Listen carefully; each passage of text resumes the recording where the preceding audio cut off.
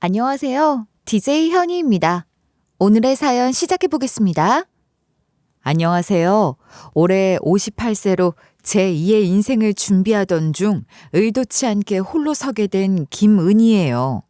예전에는 인생은 원래 혼자라는 말을 당연하게 생각했는데 막상 살아보니 가족이라는 울타리 안에서 남편의 격려와 자식들의 믿음을 받으며 더 열심히 살 수 있었던 것 같아요. 그런데 최근 며느리가 제 남은 인생을 자식에게 의존하며 살라고 하는 모습을 보고 완전히 정신이 번쩍 들었고, 이제는 정말로 무소불처럼 당당하게 혼자 살아가겠다고 결심하게 되네요. 저는 사실 경기도 평택에서 태어나고 자란 평범한 사람으로 지금은 미군 기지가 들어서고 제법 발전된 도시가 되었지만 60년 전만 해도 농밭뿐인 한적한 시골이었던 그곳에서 어린 시절을 보냈어요. 20대 초반 어느 날 동네 장터에 나갔다가 지금의 남편을 처음 만나게 되었는데, 평소 매일 농사일로 거칠어진 손과 햇볕에 그을린 얼굴의 사람들만 보며 살아왔던 저에겐 도시에서 온 듯한 하얀 피부에 검은 타 안경을 쓰고 단정한 옷차림을 한 그 남자가 마치 영화 속 주인공처럼 신비롭고 멋있어 보였죠. 그래서 무엇에 홀린 사람처럼 몰래 그의 뒤를 따라다녔는데 결국 들키고 말았는데, 무슨 일이냐고 당황하며 묻는 남편 앞에서 저는 얼굴이 새빨갛게 달아오른 채 아무 말도 하지 못하고 고개만 푹 숙이고 서 있을 수밖에 없었어요. 혹시 길을 잃어버리신 건가요? 아니요, 그게 아니라. 그럼 저에게 하실 말씀이라도 있으세요? 네? 아니요, 그게 그러니까 잘생기셨어요. 저는 자신도 모르게 젊은 패기인지 속마음을 툭 하고 내뱉고 말았는데, 그 말을 듣고 당황했던 남편은 허허실실 웃더니 이렇게 말하더라고요. 그쪽도 예쁘세요. 네? 정말요? 아니, 그게 아니라, 물론 칭찬은 감사하지만 저는 그냥. 아니에요. 정말 예쁘세요. 남편은 저보다 8살이나 많았고, 그렇게 저와 남편은 짧은 연애 끝에 결혼을 결심하게 되었는데 그 과정이 수월했던 건 아니었어요. 넉넉한 형편이 아니라 30이 될 때까지 장가를 못 갔던 남편이었지만, 저와 함께라면 뭐든 할 수 있다는 용기가 생겨서 결혼하게 된 거였거든요. 은희야, 나는 가진 게 별로 없지만 너를 행복하게 해줄 자신은 있어. 나도 오빠와 함께라면 뭐든 할 수 있을 것 같아. 결혼식도 없이 시댁살이를 시작하면서 좁은 단칸방에서 시어머니를 모시며 알뜰살뜰 살림을 꾸렸고, 없는 형편이지만 시집살이 안 시키신 시어머니 덕분에 세 식구가 서로 의지하며 행복하게 살았다고 기억되네요. 시어머니께서 늘 이렇게 말씀하셨거든요. 은희야, 내가 며느리 고생시키려고 여기 있는 게 아닌데 형편이 넉넉한 것도 아니고 미안하다. 어머님, 그게 무슨 말씀이세요? 저는 어머님이 계셔서 든든해요. 그이 아침 일찍 나가서 밤늦게 들어오는데 저 혼자였으면 얼마나 무서웠을지 생각하기도 싫어요. 그러니 그런 말씀 마시고 오래오래 건강하셔야 해요. 아셨죠? 고맙다, 고마워. 내가 말년에 무슨 복이 있어서 너 같은 며느리를 얻었는지.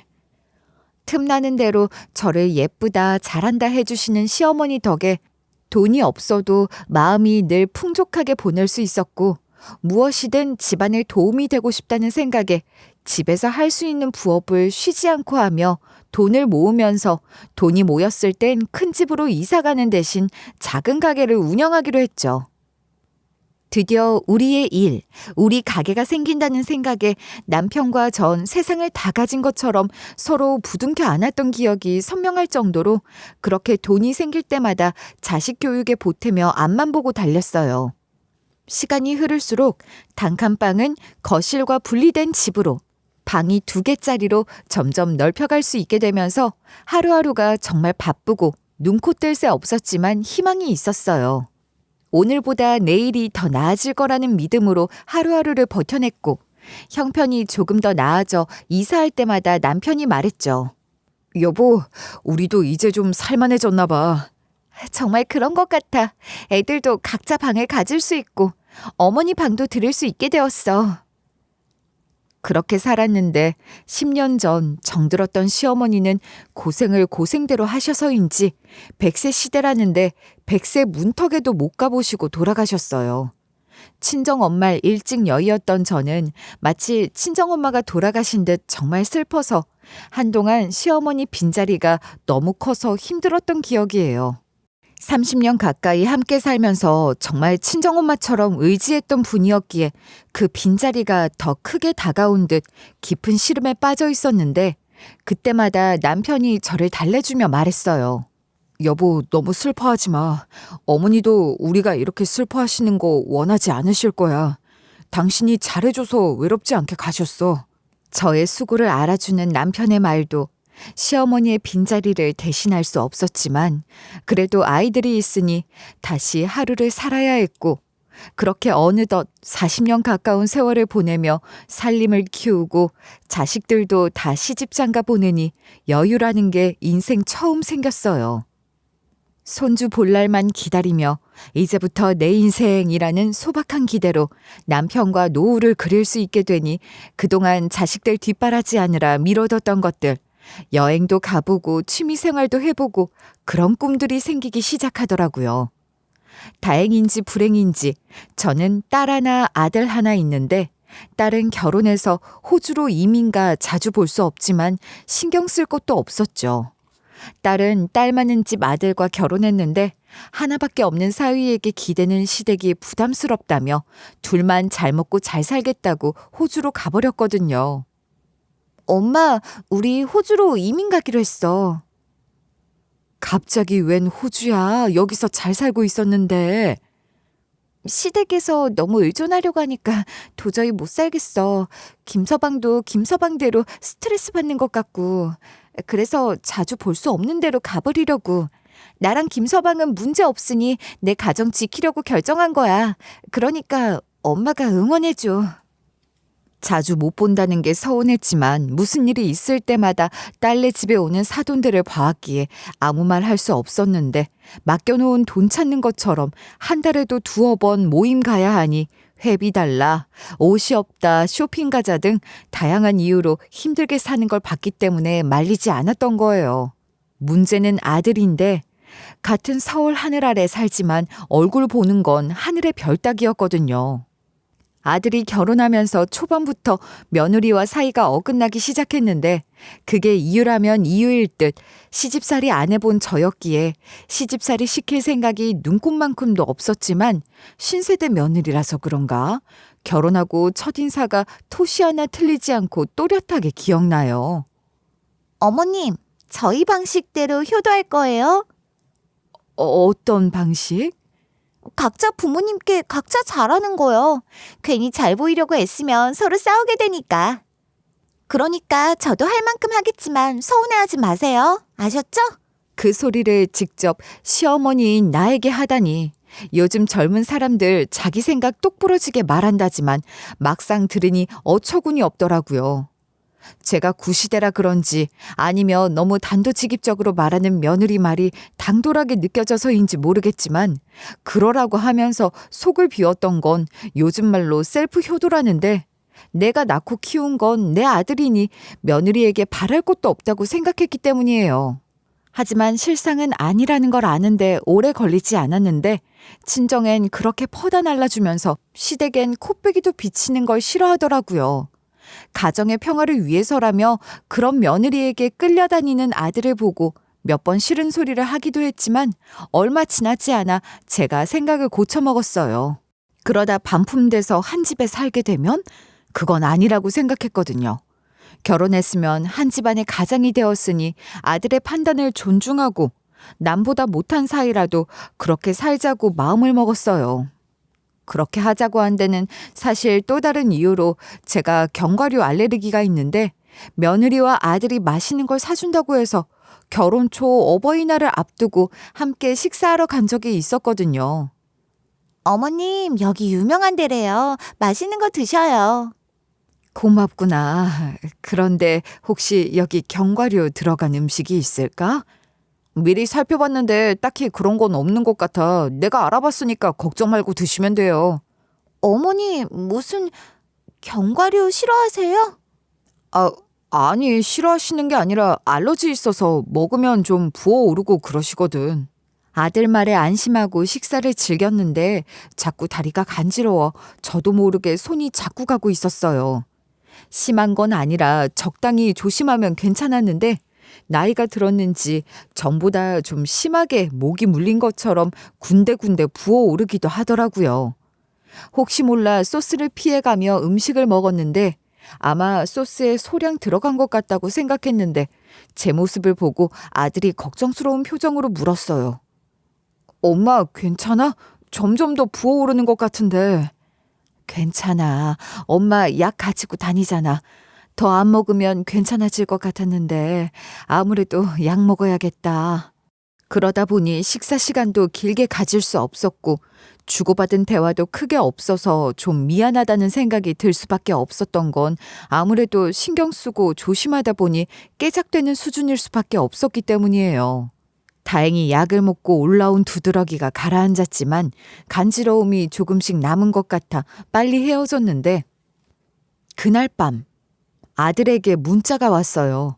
앞으로 같이 식사하기 어려울 것 같다고 말하면서 집에 오는데 배가 아프다는 며느리 때문에 응급실을 갔고 위경련이 와서 링겔 맞고 퇴원해서 약 먹고 쉰다는 거예요. 그게 저랑 무슨 상관인가 싶어 의아해하는 저에게 아들은 이렇게 말하더라고요. 엄마 미안해. 혜지가 엄마랑 함께 식사하는 내내 신경 쓰였나 봐. 알러지 있는 사람 처음 본다고 여기저기 빨갛게 부어오르는데 계속 괜찮다고 앉아 계시는 모습에. 약도 먹었고 견딜만 했으니까 괜찮다고 한 건데 뭐가 문제라는 거야. 알지. 나야 뭐 어릴 때부터 종종 봤으니까. 그런데 혜지는 처음이라 무서웠다고. 그 순간 저는 할 말을 잃어버려서 뭐라고 대꾸해야 할지 모르겠더라고요. 제가 알레르기 반응을 보이는 게 며느리에게는 무서운 경험이었다는 게 잘 받아들여지지 않았던 건 그냥 평소처럼 약 먹고 참으면 되는 일이라고 생각했기 때문인데 며느리 입장에선 처음 보는 광경이니까 당황스러울 수 있을 거라고 애써 이해했죠. 하지만 동시에 서운한 마음도 커지면서 그렇다고 앞으로 아예 만나지 말자는 게 맞나 싶은 생각이 머릿속을 떠나지 않더라고요. 저도 며느리를 배려해서 미리 말했고 증상이 더 심해지지 않게 약도 챙겨 먹었는데 그런 모습조차 부담스러워한다니 그때부터 정말 남남이 된 기분이었어요. 그런데 몇 달 전 평범한 어느 화요일 아침이었는데 남편이 평소처럼 아침 일찍 일어나서 화장실에 들어갔다가 갑자기 쿵 하는 소리와 함께 쓰러지는 바람에 깜짝 놀라 달려갔더니 이미 의식을 잃고 쓰러져 있더라고요. 급하게 119를 불러서 응급실로 이송했지만 뇌출혈이라는 진단을 받았고 의료진들이 온갖 노력을 다해 심폐소생술까지 시행했지만 결국 손 써볼 새도 없이 그대로 세상을 떠나게 되었어요. 담당 의사가 돌아가셨습니다라는 말을 건네주었을 때 정말 이상하게도 눈물보다는 망연자실함이 먼저 밀려왔는데 아마도 너무 갑작스럽고 허망해서 현실이 받아들여지지 않았기 때문인 것 같아요. 어제까지만 해도 함께 저녁을 먹으면서 저보고 내일 날씨가 춥다니까 옷 따뜻하게 입으라고 말했던 사람이 그리고 잠들기 전에 서로 고생 많았다고 다독이며 내일도 화이팅이라고 격려해주던 사람이었는데 영영 돌아올 수 없는 곳으로 떠났다는 게 도무지 믿어지지 않았거든요. 병원에서 하얀 천이 남편의 얼굴을 덮는 순간 마치 세상의 시간이 멈춘 것 같은 기분이었고 동시에 내 삶의 반 이상을 함께 보내온 사람이자 인생의 동지이며 내 분신 같았던 사람을 잃었다는 현실이 서서히 뼈저리게 다가오기 시작했어요. 그 순간부터 이제 그 사람 없이 나 혼자서 앞으로 남은 인생을 어떻게 살아가야 할지 무엇부터 어떻게 시작해야 할지 막막하기만 했고 마치 갑자기 세상에 홀로 남겨진 고아가 된 듯한 외로움과 절망감이 물밀듯이 몰려와서 정말 견디기 힘들었죠. 하지만 그래도 어떻게든 버틸 수 있었던 건 남편이 미리 준비해둔 4억 원의 사망보험금이 있었기 때문이었는데 남편이 살아생전에 늘 자식들한테 짐이 되지 말자면서 꼬박꼬박 보험료를 납부해왔던 덕분이었어요. 아이들도 다 성인이 되어 각자의 가정을 꾸리고 시집장가를 보낸 상황이니 젊을 때처럼 억지로 몸을 혹사시키며 새벽부터 밤늦게까지 힘든 일을 할 필요도 없었고 국민연금과 기초연금까지 더한다면 검소하게 생활한다면 내가 죽을 때까지 경제적으로는 큰 어려움 없이 살아갈 수 있을 것 같았죠.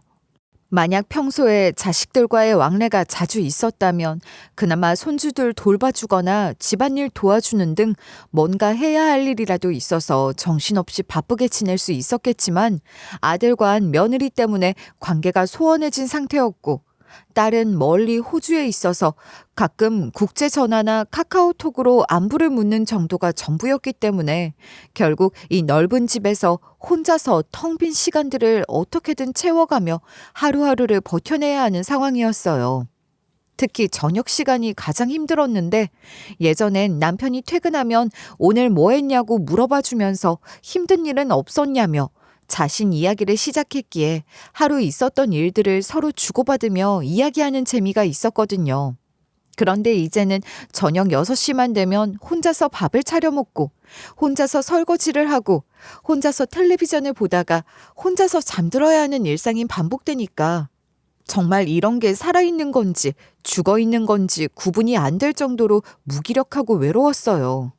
남편의 장례를 치르는 3일 동안에도 며느리와의 관계는 전혀 달라질 것이 없었는데 비록 검은 상복을 입고 상주 역할을 하고 있었지만 여전히 남보다도 못한 사이더라고요. 조문객들이 와서 인사를 할 때도 며느리는 마치 남의 일처럼 시큰둥한 표정으로 형식적으로만 절을 받을 뿐이었고 심지어 제가 슬퍼서 눈물을 흘리고 있으면 옆에서 너무 울면 기진맥진해져 몸에 안 좋다고 말은 하지만 그 말투나 표정에선 진심 어린 위로나 걱정을 전혀 느낄 수 없었거든요. 그나마 유일한 위안이 되었던 건 멀리 호주에 있던 딸이 남편 부고 소식을 듣고 급하게 비행기 표를 끊어서 귀국해 제 옆에서 3일 내내 자리를 지켜준 것이었는데 오랜만에 만난 딸이 저보고 많이 힘들다고 공감하며 자신이 제 옆에 있어주겠다 다독여주니까 그제서야 조금이나마 마음의 위안을 얻을 수 있었어요. 그런데 장례가 모두 끝나고 정리를 하는 과정에서 며느리가 방명록과 조의금 명부를 한 장 한 장 꼼꼼히 살펴보더니 갑자기 계산기까지 꺼내서 뭔가를 열심히 계산하고 있는 거예요. 뭘 그렇게 열심히 계산하나 싶어서 지켜보고 있는데 한참 후에 1,200만 원을 달라고 요구하더라고요. 어머님, 조의금 중에서 1,200만 원 저희가 가져가야 할 것 같은데요? 갑자기 무슨 소리야? 왜 너희가 가져가야 한다는 거지? 어차피 이 중에서 절반 이상이 저희 쪽 손님들이 낸 돈이잖아요. 저희가 평소에 뿌린 돈 그대로 갚아줘야 하는 거고, 제가 친정에서 받아온 조의금은 친정 부모님 몫이니까 당연히 가져가야죠. 그 말을 듣고 저는 정말 어이가 없어서 한동안 입이 딱 벌어져 말이 나오지 않았는데 며느리가 조의금을 마치 적금을 찾아가는 것처럼 생각하고 있구나 싶어서 기가 막혔어요. 물론 돈을 주는 것 자체는 큰 문제가 되지 않지만 그렇게 따져서 계산한다면 아버지가 돌아가셔서 장례를 치르는 데 들어간 모든 비용에 대해서는 단 한 푼도 지불하지 않을 생각이냐고 맞받아쳤어요. 그걸 왜 저희가 내야 해요? 아버님 장례식 보험금 들어놨다고. 며느리가 그런 뻔뻔한 말을 하려고 입을 열었는데 옆에서 듣고 있던 아들이 급하게 나서면서 며느리를 말리며 그런 말 하지 말라고 제지하면서 저에게는 죄송하다고 하면서 그건 어머니가 알아서 쓰시고 나중에 따로 비용을 정리하자고 말하더라고요. 며느리가 마저 못한 말처럼 남편과 저 모두 미리 장례보험을 가입해 놓았기 때문에 실제로 큰돈이 들어갈 일은 없어서 굳이 받지 않아도 될 돈이었지만 며느리의 그런 뻔뻔한 태도가 너무 기가 막혀서 자리에서 일어나 현금을 세어보고 그 자리에서 바로 며느리 손에 쥐어주었어요. 이 돈이 있어도 그만, 없어도 그만이니까 괜히 집에 가서 내 아들 귀에 벌레 넣지 말고 네가 원하는 돈 다 가지고 가라. 어머님은 제가 언제 이 사람을 조종했다고 그러세요. 그냥 당연한 걸 말한 것뿐인데요. 며느리는 얼굴에 전에 없던 환한 미소를 지으며 그렇게 말하면서도 고맙다는 인사 한마디 없이 돈을 가방에 차곡차곡 넣는 모습을 보니 옆에서 지켜보는 아들도 그냥 조용히 있기만 하고 어머니를 감싸거나 며느리를 말리지도 않더라고요. 속으로 깊은 한숨을 쉬며 그 나물에 그 밥이구나. 며느리도 며느리지만 내가 낳고 기른 아들도 참 한심하다는 생각이 들었어요. 그렇게 며느리가 조의금까지 챙겨가며 일단락된 줄 알았는데 정확히 일주일 뒤인 사망보험금 4억 원을 수령한 바로 그날 오후 며느리가 예고도 없이 집으로 찾아왔어요. 무슨 일인가 싶어 문을 열어주니까 안부 인사도 없이 바로 본론부터 꺼내는 거예요. 어머님, 아버님 사망보험금 오늘 받으신다면서요?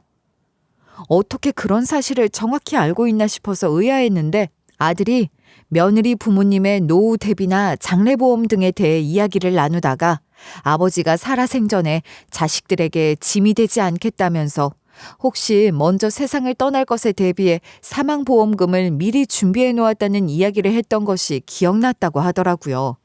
그래서 장례가 끝나고 일주일 정도 지났으니 당연히 보험금 수령 절차를 밟았을 거라고 생각하고 찾아왔다고 아주 당당하게 말하는데 기가 찼죠. 그게 너랑 무슨 상관이 있다는 거지? 왜 상관이 없어요. 저희가 자식인데 아버님 보험금은 당연히 유산 아닌가요? 저희한테도 몫이 있는 거죠. 유산? 그게 무슨 유산이야. 그건 네 아버지가 철저하게 내 노후를 위해서 준비해 놓은 거라고. 아니에요. 분명히 유산이에요. 이거 법적으로 소송 걸면 당연히 받을 수 있는 돈이라고요. 법적으로 어쩌고 저쩌고 할 것도 없어. 그건 수익자가 나로 되어 있는 거라 단 한 푼도 줄 수 없어. 네가 뿌린 네 씨앗은 네가 거둬야 한다고 해서 조의금도 다 가져갔잖아. 이제 넘볼 걸 넘봐야지. 제가 못 넘볼 걸 넘보고 있다는 거예요? 아버지가 저희한테 남이었어요? 살아계셨으면 그렇게 여유가 있으셨다면 손주들 키우는데 용돈이라도 주셨을 뿐이라고요. 며느리가 정말 서슴없이 그런 뻔뻔한 말까지 하자 나도 더 이상 참을 수 없어서 목소리를 높여 맞받아쳤어요. 손주들 용돈?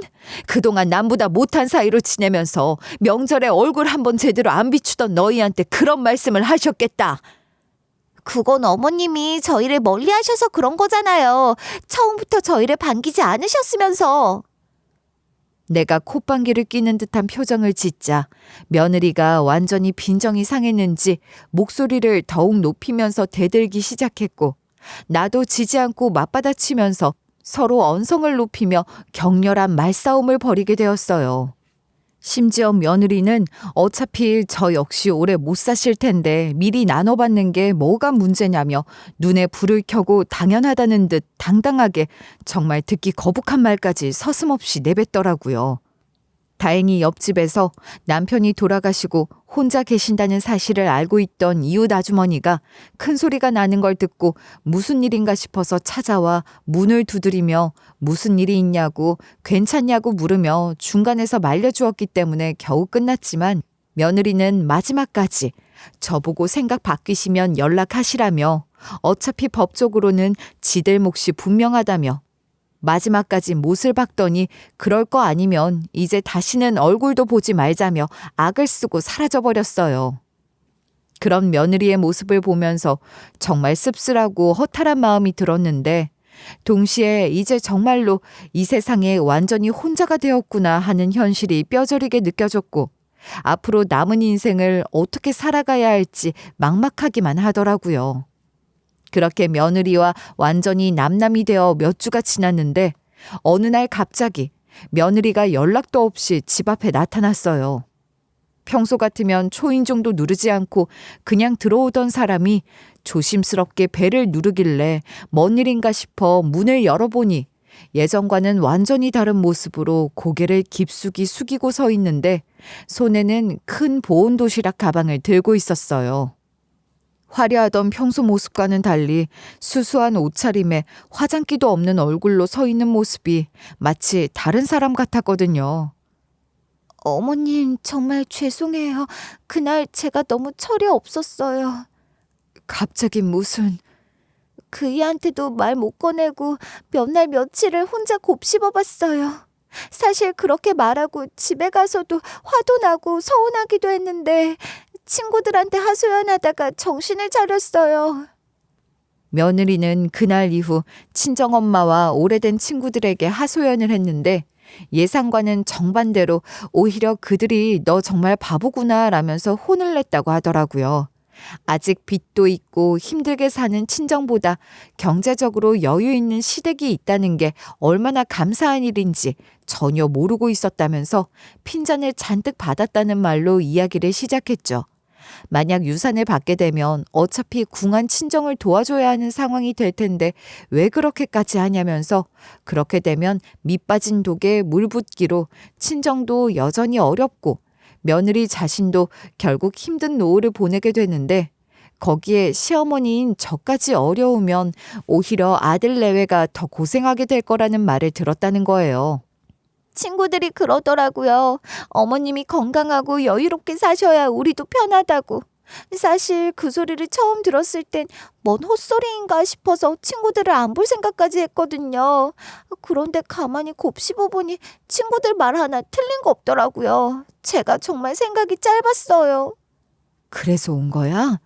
네, 제가 그날 그렇게 가버려서 옆집 아주머니도 이상하게 생각하실 것 같고 그나마 조용히 갔으면 또 모르겠는데 마지막에 어머님께 소리쳤던 것도 계속 생각이 나면서 너무 죄송해요. 제가 철이 없었어요. 말은 그렇게 하면서도 며느리 손이 자꾸 떨리는 게 보이면서 말끝마다 제 반응을 유심히 살피더라고요. 그렇게 말을 하는 며느리는 어딘지 모르게 불편한 기색을 보였지만 그래도 나름 노력하는 모습을 보는 것 같아 마음이 무거웠죠. 그러면서 며느리가 정성스럽게 포장된 큰 보온 도시락을 꺼내면서 아침 일찍부터 일어나서 제가 평소에 좋아한다고 들었던 것들로만 골라서 정성스럽게 만들어 쌌다면서 말하는 거예요. 그러면서 며느리가 정성스럽게 포장된 큰 보온 도시락을 꺼내면서 아침 일찍부터 일어나서 제가 평소에 좋아하신다고 들었던 것들로만 골라서 정성스럽게 만들어 쌌다면서 말하는 거예요. 어머님, 이거 드시고 꼭 오래오래 사세요. 원래는 밖에 있는 좋은 식당에 나가서 맛있는 거 사드리고 싶었는데 결혼 초에 함께 외식했을 때 알레르기 반응으로 고생하신 모습이 너무 선명하게 기억에 남아있어서 괜히 잘못된 음식을 드셨다가 또 문제가 생기면 서로 불편해질 것 같아서 차라리 집에서 편하게 식사하면서 천천히 이야기를 나누는 게 좋겠다고 생각해서 직접 만들어 왔다는 거였어요. 나와 다시 잘 지내보기 위해 나름대로 고민했다는 게 느껴지니 반가우면서도 한편으론 의아한 생각이 머릿속에서 떠나지 않으면서 갑자기? 이제 와서? 그런 복잡하고 어수선한 감정들이 머릿속을 가득 채우고 있었죠. 그런 제 속을 모르는 며느리는 자신이 아침부터 정성스럽게 도시락을 하나하나 펼쳐놓는데 그 모습을 지켜보니 정말 많은 시간과 정성이 들어간 게 한눈에 보이더라고요. 평소 아들한테 들어보면 맨날 배달 음식 시켜 먹거나 사 먹기 바쁘다고 하던데 언제 이런 손재주가 있었나 싶을 정도로 깔끔하고 예쁘게 색깔별로 나눠서 담겨 있었거든요. 한참 신기한 듯 집중해서 그런가 자세히 보니 도시락이 2개인데 하나는 뚜껑에 작은 스티커가 붙여 있고 하나는 없는 게 자꾸 눈에 거슬렸어요. 아주 작아서 자세히 보지 않으면 모를 정도였는데 며느리가 유독 스티커 없는 쪽을 제 앞에 놓으면서 스티커 있는 쪽 반찬은 자기 쪽으로 가져가더라고요. 이거 뭔 표시야? 스티커 붙인 거? 뭐요? 어디요? 그거요. 제가 깜빡할까봐 표시해놨어요. 어머님 거는 싱겁게, 제 거는 좀 간이 세게 했거든요. 아, 그래? 나 때문에 일부러 음식을 2번 했겠네. 고마워. 잘 먹을게. 고맙긴요. 결혼하고 이제 처음 어머님께 식사 대접하는 건데 그이가 어머님 혈압 때문에 짜게 드시면 안 된다고 해서요. 건강하게 드시면 좋을 것 같아 샐러드도 준비했으니 맛있게 드세요. 나랑 밥 한 끼 먹는 것도 부담스러워하면서 알레르기 때문에 응급실까지 갔다고 호들갑을 떨던 며느리가 손수 도시락을 정성스럽게 싸와서 함께 먹자고 제안하다니. 정말 사람이 이렇게까지 변할 수 있구나 싶으면서도 한편으로는 너무 갑작스럽고 극적인 변화라서 뭔가 석연치 않은 복잡한 생각들이 머릿속에 꽉 찼어요. 어머니, 저 수저하고 젓가락 좀 쓸게요. 음식에 집중하느라 챙기지 못한 거 있죠? 그렇게 말하면서 도시락 세팅을 끝내고 일어나 주방 쪽으로 들어갔는데 그 순간 정말 무슨 생각인지 나도 모르게 본능적으로 며느리가 가져온 반찬 용기와 내가 먹을 반찬 용기를 재빨리 바꿔놓았어요. 스티커가 붙은 쪽을 제 앞으로, 스티커가 없던 쪽을 며느리 쪽으로 옮겼는데 구분하기 어려울 정도로 똑같은 용기에 똑같이 포장되어 있었는데도 왠지 모르게 그냥 원래 자리에 둔 채로 먹으면 절대 안 될 것 같다는 강한 느낌이 갑자기 밀려오더라고요. 말로는 저를 위해 음식을 싱겁게 만들었다고 말하지만 그렇다고 하기엔 유독 그 스티커를 의식한다고 느껴졌거든요. 심장이 두근두근 빠르게 뛰고 목구멍이 바짝 마르면서 혹시 며느리가 주방에서 돌아와서 이런 걸 눈치를 챌까봐 식은땀까지 나면서 걱정되었는데 다행히 며느리는 수저를 챙기느라 바쁜지 전혀 모르는 것 같았어요. 며느리가 수저와 젓가락을 들고 돌아와서 입맛에 맞을지 모르겠지만 맛있게 드셨으면 좋겠다고 깍듯이 인사를 하는데 혹시라도 반찬 위치가 바뀐 걸 눈치채지 않을까 싶어서 제가 먼저 서둘러 반찬 하나를 집어들었죠. 며느리는 맛있게 드시라며 환하게 웃으며 제가 든 샐러드가 입으로 들어가는 걸 확인하더니 며느리도 저를 따라 똑같이 샐러드 먼저 입에 넣기 시작하더라고요. 어머님, 어떠세요? 맛있으세요? 음식 잘하네. 내 입맛에 꼭 맞아. 간도 적당하고. 정말요? 아침부터 고민하면서 만들었거든요. 어머님 좋아하실 만한 걸로만 고른다고 골랐는데 다행이에요. 입맛에 맞으시다니.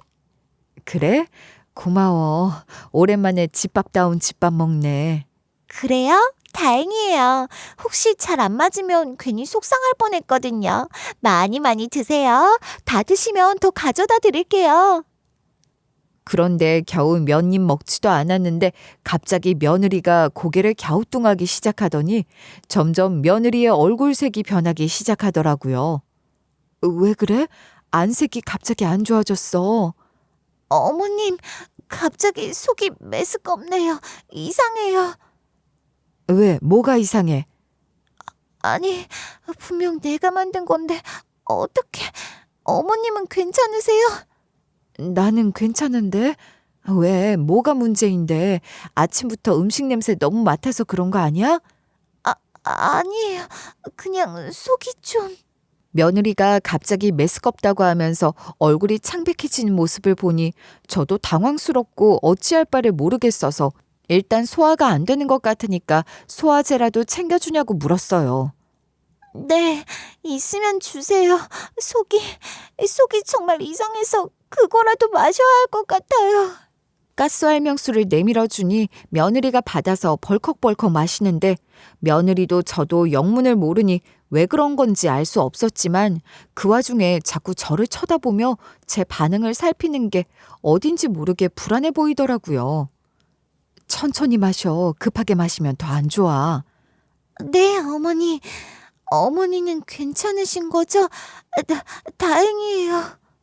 그런데 10분 정도 지났을까?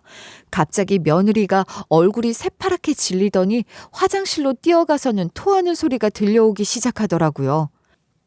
등을 두드려 주냐고 물었지만 괜찮다고 화장실 문을 걸어 잠그는 바람에 화장실 문 밖에서 발만 동동 구리며 기다렸는데 한참 후에 나와서는 벽을 붙잡고 비틀거리면서 가슴이 너무 두근거린다고 호소했어요. 어머님, 심장이 너무 빨리 뛰어요. 이상해요. 가스 할명수 먹고 나서 더 심해진 것 같아요. 어떻게 된 거야? 가스 할명수는 소화제인데 왜 가슴이 병원 가야 하는 거 아니야? 어머니, 숨이 잘 안 쉬어져요.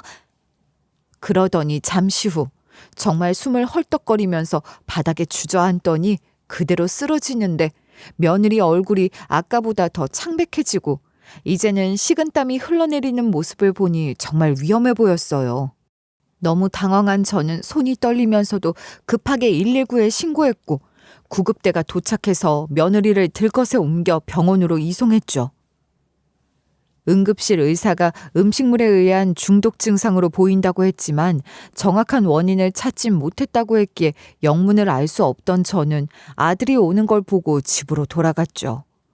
며느리는 병원에서 위세척을 받았고 수액 치료와 심전도 모니터링을 받은 후 다음 날 아침에 회복해서 퇴원했다고 하더라고요. 집으로 돌아가니 며느리와 먹던 도시락이 그대로 거실 테이블 위에 펼쳐져 있었기에 어떤 음식이 문제일까 한참을 들여다봤는데 도무지 이해할 수 없어서 누군가에게 도움을 요청해야 할 것 같았죠. 계세요? 옆집에서 왔어요. 어쩐 일이세요? 이 늦은 시간에. 혹시 무슨 일 있는 건 아니죠? 아까 구급차도 오는 것 같던데. 며느리랑 밥을 먹었는데 며느리가 급하게 체해서 응급실에 좀 가느라고요. 의사는 식중독 같다는데 도대체 뭐가 문제인지. 이 도시락을 같이 먹었거든요. 혹시 문제가 될 만한 게 있을까요? 글쎄요. 상한 음식이라면, 심하게 상한 게 아니라면 제가 봐도 모를 것 같은데. 그래도 일단 들어오세요. 뭔지 보기라도 하게. 그렇게 전 옆집에 들어가 며느리가 싸온 도시락을 펼치며 아침부터 저와 함께 먹는다고 손수 만들어 왔다는 설명을 덧붙이고 있었어요. 이걸 며느리가 싸왔다고요? 네, 지난번에 오셨을 때 며느리와 한바탕 했잖아요. 그때 철없이 굴었던 거 미안하다고요. 여기 봐요, 이 샐러드. 여기에 이 꽃 말이에요. 아, 그 꽃이요? 예쁜 게 보기도 좋다고 식용꽃인데 샐러드에 요즘 넣어 먹는다고 하더라고요. 이거 은방울 꽃이에요. 아카시아 꽃, 제비꽃하고 생김새가 비슷해서 모르는 사람이 보면 헷갈리기 딱 좋죠. 크기도 비슷하고 색깔도 하얗고. 그런데 이건 독성이 있는 꽃이에요. 놀란 전 며느리가 먹은 도시락과 제가 먹은 도시락을 비교했는데 며느리가 먹은 도시락에만 은방울 꽃이 들어 있었어요. 정확히 말하면 제가 먹을 뻔한 도시락에 말이죠. 독성이요? 그럼 이걸 먹으면 어떻게 되는 거예요? 구토하고 심장 두근거리고 심하면 호흡곤란까지 올 수 있어요. 이거 잘못 먹었으면 정말 큰일 날 뻔했어. 우리 나이도 있는데. 옆집 아줌마는 예전부터 산으로 들로 약초를 캐러 다니며 이런 식물들에 대해 해박한 지식을 가지고 있던 분이었어요. 봄마다 산에서 따온 나물들을 나눠주시기도 하시면서 제철 나물이 제일 몸에 좋다며 독성 있는 풀들에 대해서도 잘 아시는 분이셨죠. 다행히 그걸 며느리가 먹었으니 망정이지. 대체 무슨 생각으로 도시락에 그런 걸 넣었대요? 괜찮아요? 왜 이렇게 땀을 흘려요? 그 도시락, 며느리가 먹었던 도시락, 그거 원래 내가 먹었어야 하는 도시락이었어요. 뭐라고요? 그럼 설마 아니 왜 무슨 이유로 그런 짓을 말도 안 돼. 똑같이 싼 도시락인데 하나는 싱겁게 내가 고혈압이니까 날 위해 그렇게 만들었다고 했었는데 맙소사 아주 계획적이었네요.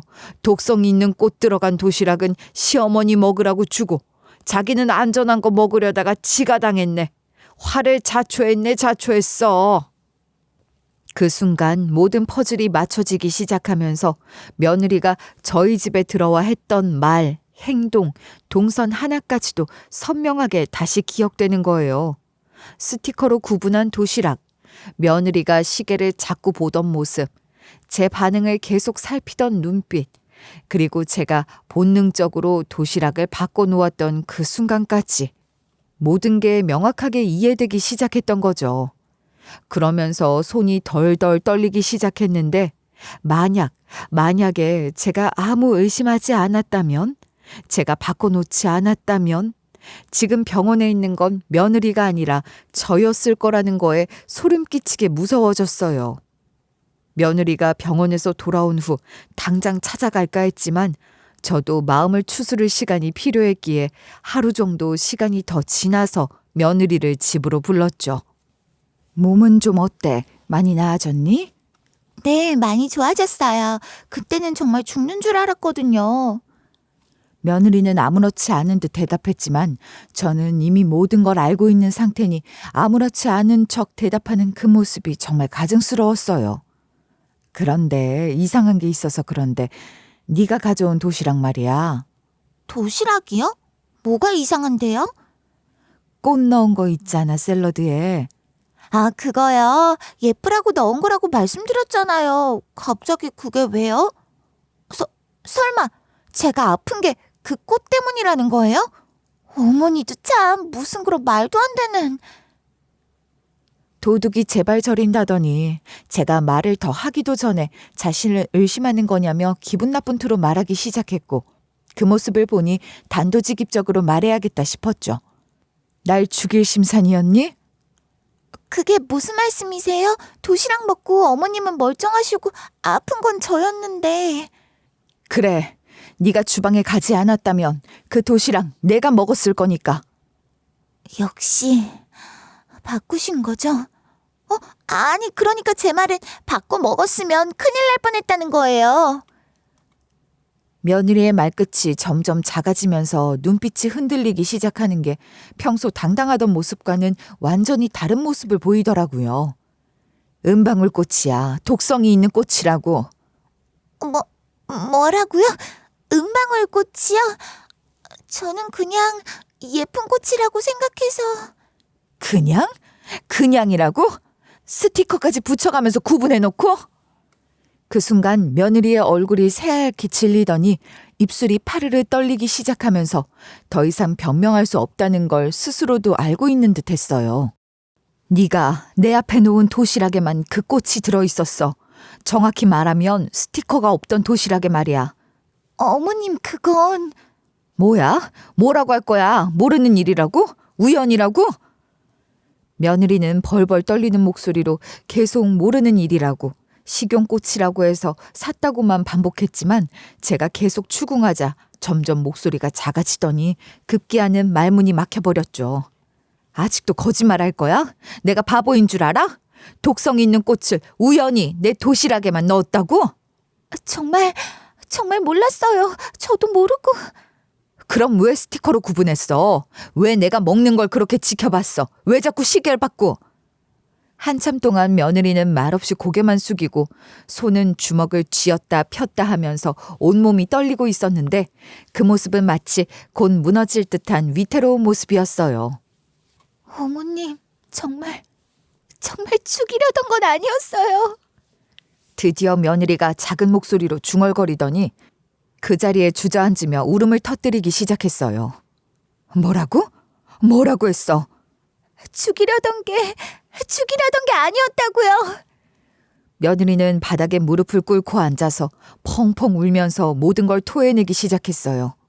친정 빚이 너무 많아서 저희도 너무 벅찼어요. 4억이 아니더라도 단 1억만 있어도 모든 게 해결될 거라고 생각했어요. 그래서 날 독살하려고 했다는 거야? 아니에요. 죽이려던 게 아니라 그냥 좀 아프게 해서. 저희가 어머님을 돌봐드리면서 돈 관리를 하려고. 그 말을 듣는 순간 등골이 오싹해지는 게 돈이 뭐라고 평소에 나를 어떻게 생각했기에 이처럼 계획적이고 치밀하게 준비했다는 게 더욱 무서워지더라고요.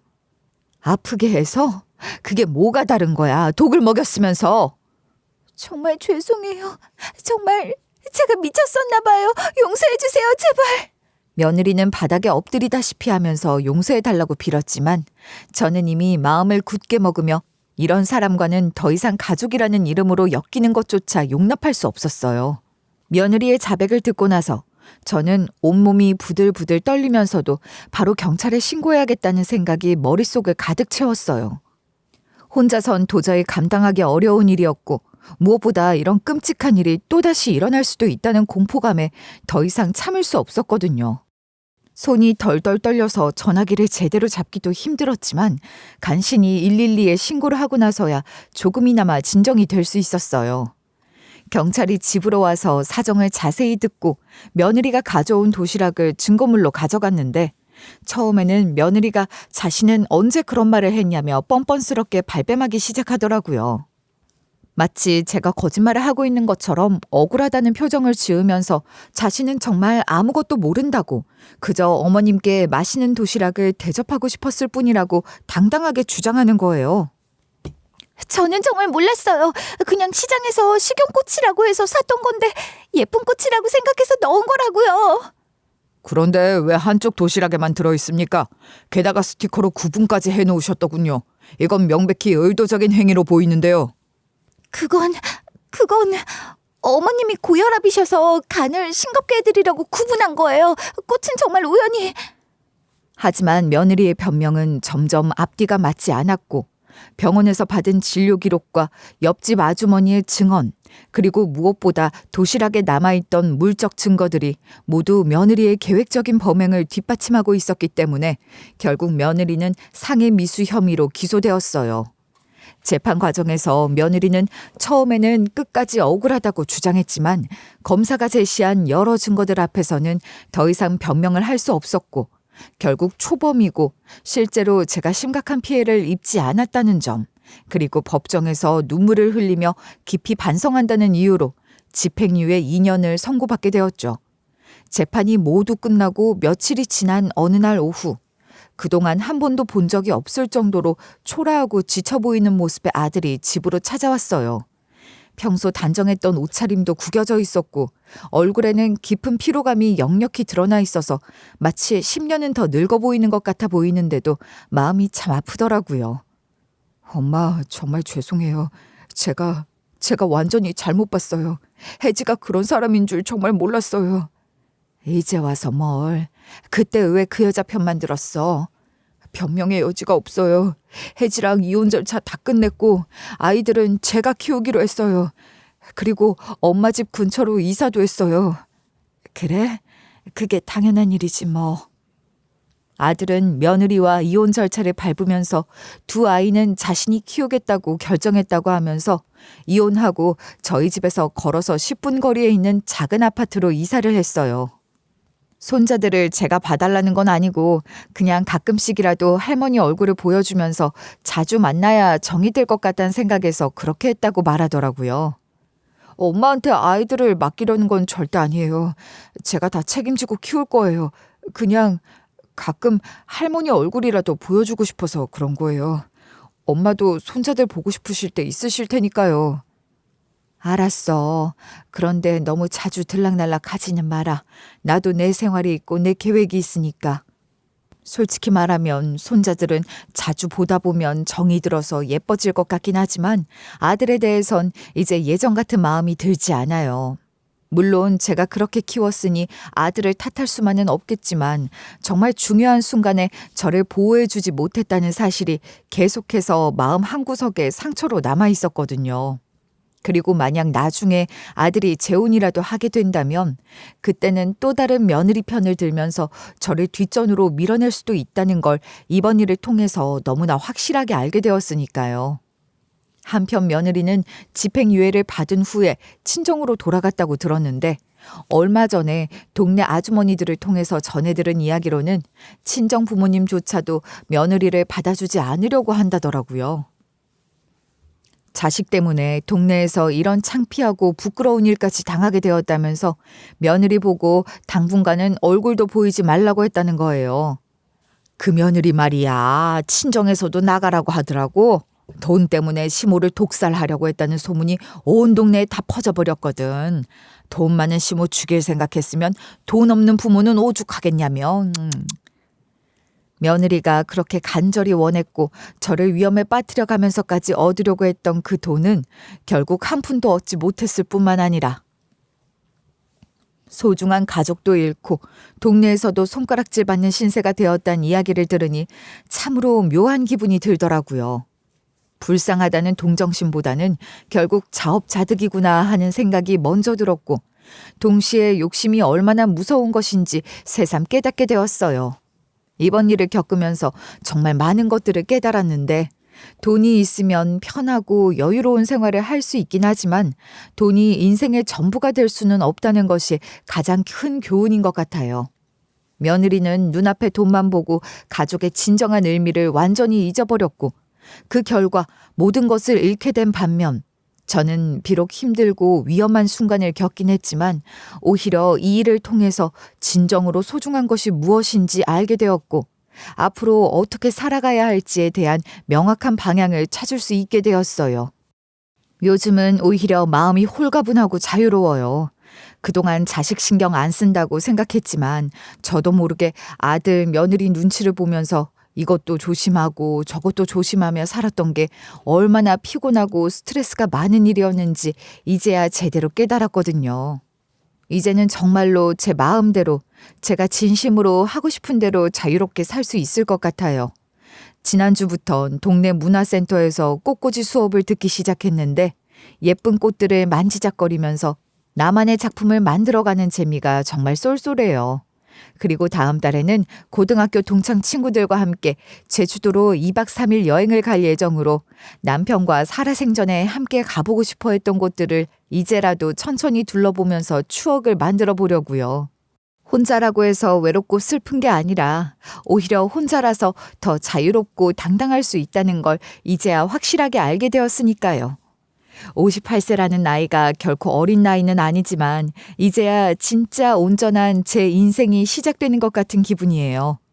그동안 겪었던 큰 폭풍과 시련들이 모두 지나갔으니 이제부턴 평온하고 잠잠한 행복만이 저를 기다리고 있을 거라고 굳게 믿어요.